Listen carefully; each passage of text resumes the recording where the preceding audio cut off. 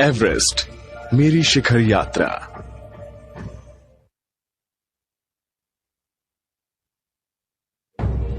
यात्रा वृत्तांत एवरेस्ट मेरी शिखर यात्रा की लेखिका बचेंद्री पाल का जन्म चमोली में 24 मई 1954 को हुआ था।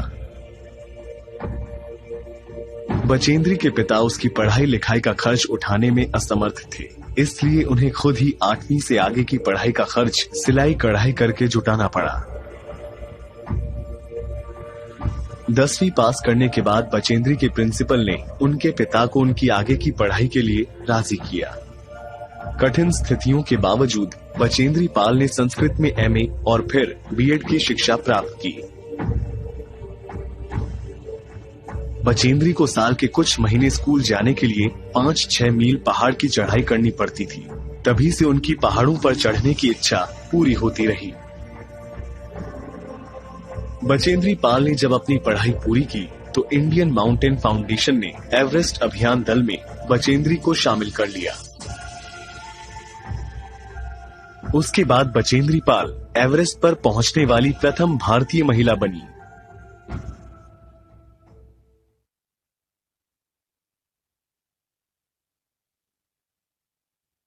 बचेंद्री ने एवरेस्ट विजय की अपनी रोमांचक पर्वतारोहण यात्रा का संपूर्ण विवरण स्वयं ही कलमबद्ध किया है। ये लोमहर्षक अंश बचेंद्री के उस अंतिम पड़ाव से शिखर तक पहुंचकर तिरंगा लहराने के पल पल का ब्यौरा बयान करता है। उनके इस यात्रा वृतांत से लिए गए कुछ अंश इस व्याख्या में सम्मिलित किए गए हैं,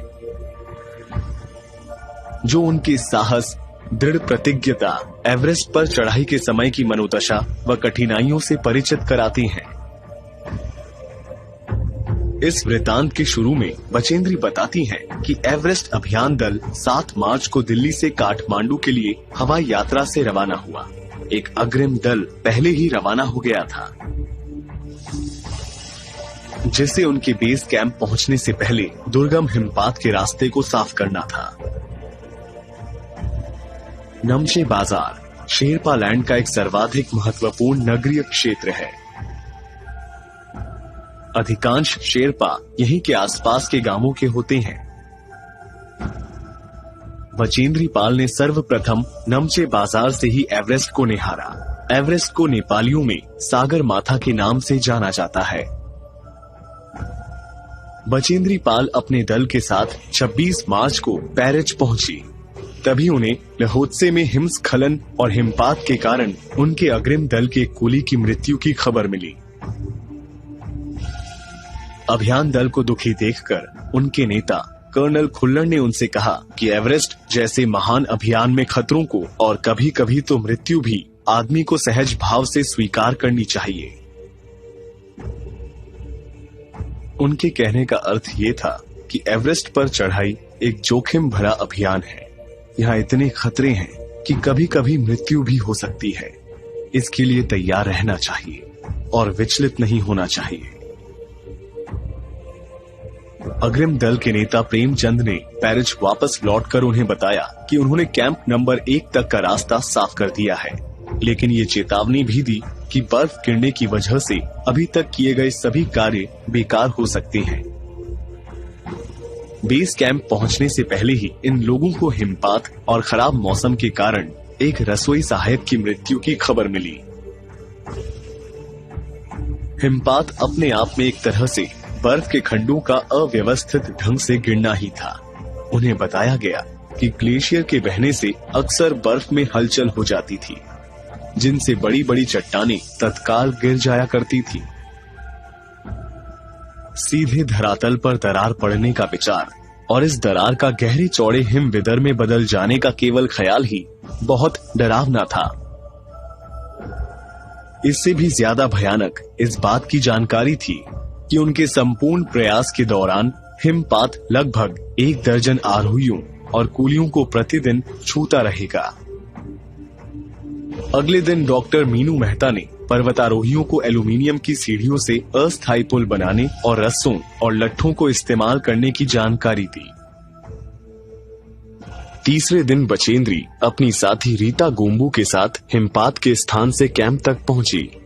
कर्नल खुल्लर इस उपलब्धि पर बेहद खुश हुए क्योंकि कैंप पर पहुंचने वाली यही 2 महिलाएं थीं। वृतांत के इस हिस्से में बचेंद्री 2 महत्वपूर्ण बातों का जिक्र करती हैं। पहली कि अंगदोरजी और अन्य पर्वतारोही जो 29 अप्रैल को 7,900 मीटर ऊंचाई पर साउथ कोल पहुंच चुके थे और वहां उन्होंने कैंप 4 लगा लिया था। दूसरी बात जो वो स्मरण करती हैं कि जब वे बेस कैंप में थी तो उनकी मुलाकात एवरेस्ट विजय करने वाले पहले पर्वतारोही तेनजिंग नोर्गे से हुई थी।